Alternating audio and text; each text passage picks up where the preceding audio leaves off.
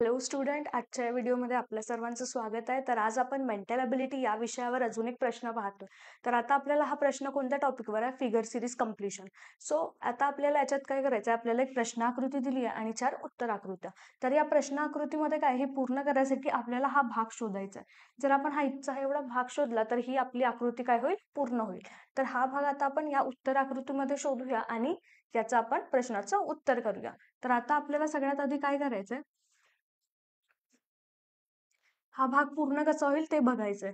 जर आता आता आता आपण इथे बघितलं तर इथे एक चौकोन बनतोय आणि त्यानंतर हा चौकोन अजून खाली पण बनतोय आणि इथे असा एक क्रॉसचा सिम्बॉल बनतोय. तर आता अशा प्रकारे आपली ही आकृती पूर्ण झाली आहे. आता एवढा भाग जो आपण आता पूर्ण करून घेतलाय हा भाग आपल्याला उत्तर आकृतीमध्ये शोधायचा आहे. तर असा जर आपण भाग पाहिला तर ऑप्शन ए आणि हा भाग थोडा थोडा मॅच होतोय, पण आपल्याला इथे अशी एक रेष हवी आहे, जी रेष इथे नाहीये.